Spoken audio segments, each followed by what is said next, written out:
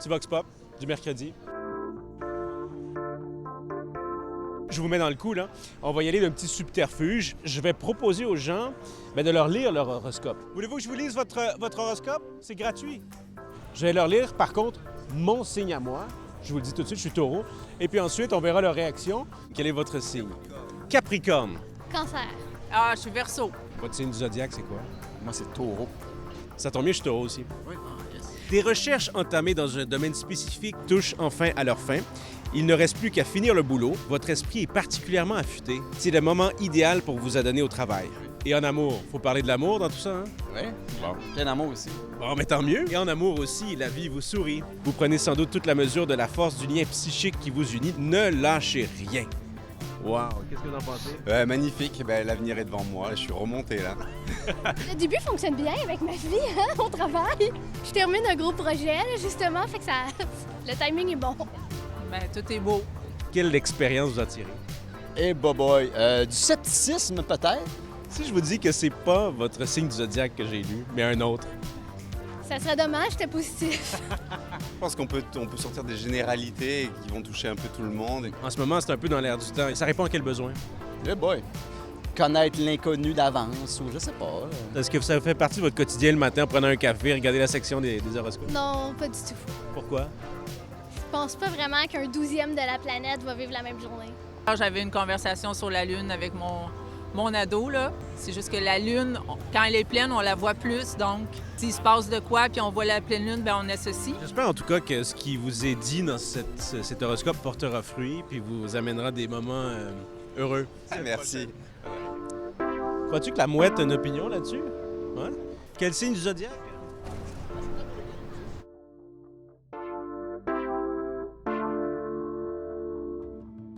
L'horoscope, les cartes du ciel, l'alignement des astres, Mercure rétrograde, voilà des termes, des concepts, des croyances qui connaissent un regain de popularité depuis l'avènement de la pandémie. Les mots-clics liés à l'astrologie génèrent désormais des dizaines de milliards de vues sur des plateformes comme TikTok. À travers cet engouement, bien souvent, une quête de sens, d'introspection et de repères. Les mêmes motivations depuis des millénaires, mais toujours la même absence de base scientifique. Bien, Marie-Pierre, d'abord, bravo pour ce choix vestimentaire tout à fait de circonstance. C'est tout à fait de circonstance aussi qu'on se parle ici. On est au Planétarium Rio Tinto Alcan, lieu par excellence pour apprendre à connaître la science, puisque c'est ça dont il est question. Il y a une mission scientifique ici de faire connaître l'astronomie, qui n'est pas l'astrologie, deux choses complètement différentes. C'est là où le bas blesse, mais il y a une recrudescence en ce moment de l'intérêt envers l'astrologie. Pourquoi l'astrologie, Marie-Pierre, ne passe pas le test de la science? Sais-tu quoi, Alexis? J'ai moyennement envie de répondre à cette question-là. Ça commence bien. Ça commence mal, hein? Ouais. Mais parce qu'en science, on n'aime pas ça devoir prouver la négative. Ouais. On en parle souvent.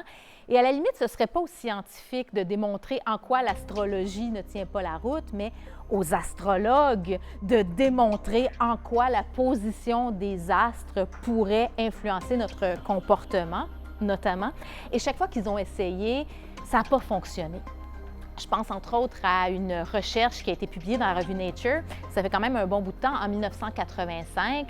On avait donné à des astrologues des cartes du ciel qui avaient été faites pour différentes personnes. Pour chacune de ces personnes-là, on donnait 3 descriptions de leur personnalité et les astrologues devaient associer la bonne carte du ciel avec la bonne description de personnalité. Les résultats, ils ont réussi 1 fois sur 3. Aucune recherche qui est venue démontrer que les astrologues font mieux que le hasard. Donc, en attendant cette fameuse recherche-là qui apporterait de l'eau au moulin, prétendre que la position des astres influence le cours des événements, les personnalités des gens, c'est aussi aberrant que de prétendre que la position des avions dans le ciel influence notre comportement, ou encore qu'il existe des aspirateurs bioniques qui patrouillent le cosmos pour faire un peu de ménage une fois de temps en temps. Ça non plus, on ne peut pas prouver que c'est faux.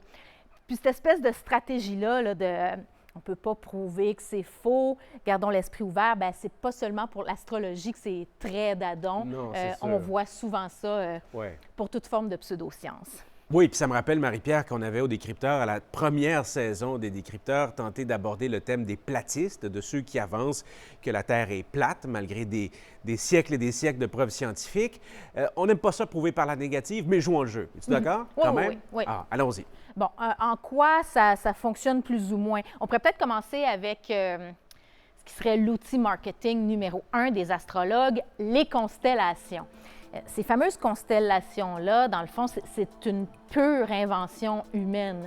Les étoiles qui forment les constellations, elles n'ont aucun lien entre elles, là, à part les lignes imaginaires qu'on trace. Fin de la discussion, là. Ça s'arrête là. Elles sont situées à des distances très, très, très différentes les unes des autres. On parle d'années-lumière, donc des milliers de milliards de kilomètres. Si on se plaçait à un autre endroit que la Terre dans l'univers, elles n'existeraient plus, ces formes imaginaires-là. Donc, les constellations, invention purement humaine.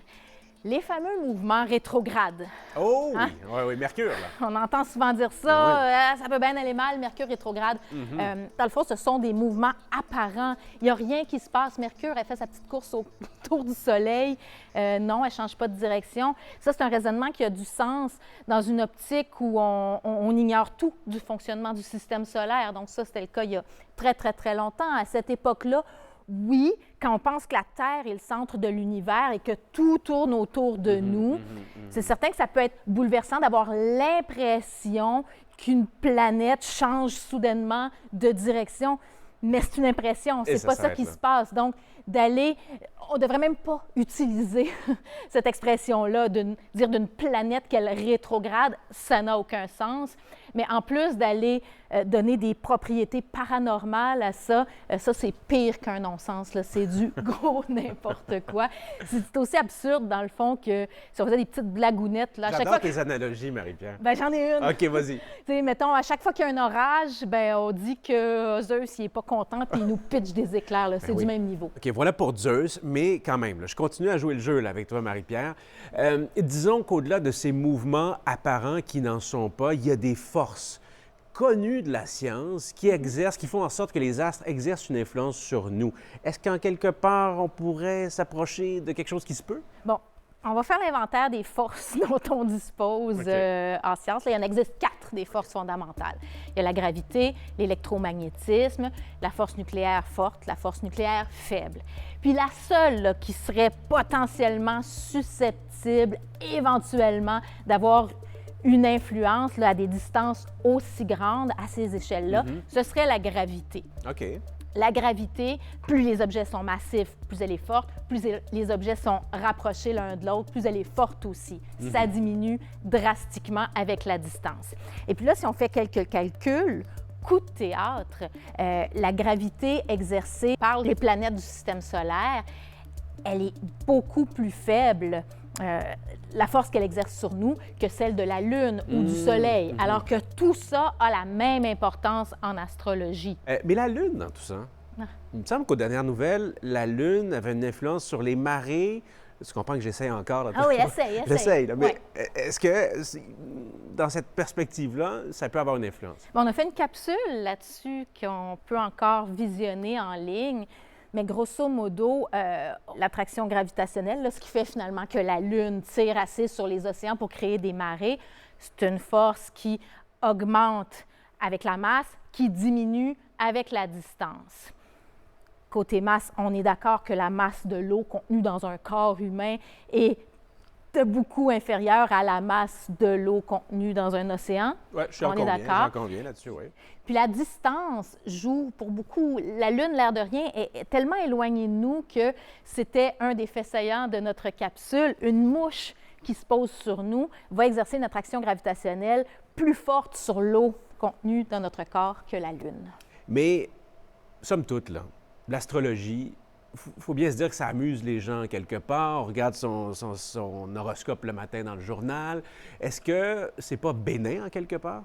oui, ça peut être relativement inoffensif si on a le même rapport avec elle qu'on a avec, par exemple, les biscuits chinois à la fin d'un repas ou le fameux choix-peau de Harry Potter qui décide si on fait partie des Gryffondors ou des Serpentards. Ha, ha, ha, tout le monde s'amuse bien. Ouais. On le sait que c'est un peu n'importe quoi, mais c'est très ludique. C'est ludique, ouais. Le problème avec l'astrologie, c'est que ça vient avec toute une aura scientifique, un jargon scientifique parfois. Donc, il y a confusion des genres, là, contrairement à nos biscuits chinois ou notre choix-peau. Puis notre sens critique, bien, c'est important qu'on le garde affûté. Et dans cet esprit-là, je trouve ça un petit peu dommage qu'il y ait des journaux et des magazines qui ont encore une page horoscope, mais qui n'ont aucune page science. C'est dommage, en effet, au nom du sens critique. Oui, les étoiles ont une influence sur nous. Oui, il existe un lien profond entre l'homme et le cosmos, ne serait-ce que parce que le Soleil, une étoile, il est là, puis c'est grâce à lui qu'on est en vie. Mais aussi, tous les atomes dont on est tricoté, ils ont été créés par les étoiles. Donc, nous sommes des poussières d'étoiles. Puis ça, c'est beau, c'est immense, mais c'est tout. Tout le reste, ça nous appartient. Le ciel n'a rien à voir avec ça.